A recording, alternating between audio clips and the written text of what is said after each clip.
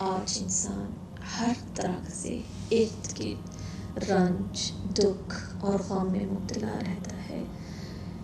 اللہ کے رسول صلی اللہ علیہ وسلم نے فرمایا، جو دکھ، غم، بیماری یا انسان کو کوئی مصیبت آ لیتی ہے تو وہ اس کے اپنے ہاتھوں کی کمائی ہے۔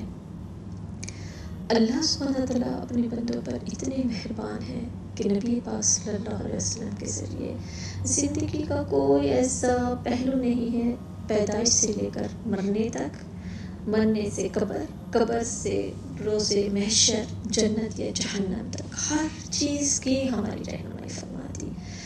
جب انسان غم میں مبتلا ہوتا ہے تو اللہ کو فریاد کرے، اللہ کے آگے گڑ گڑائے،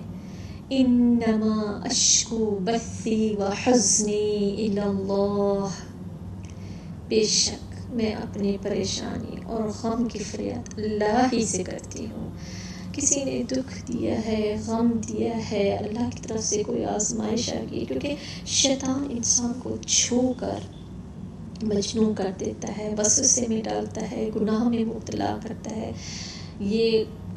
گناہ ہمارے دل پر ایک بوجھ، غم کی کیفیت ڈال دیتے ہیں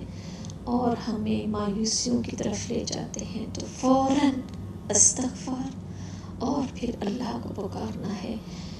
انما اشکو بثی و حزنی الی اللہ، بے شک میں اپنی پریشانی اور غم کی فریاد اللہ ہی سے کرتی ہوں۔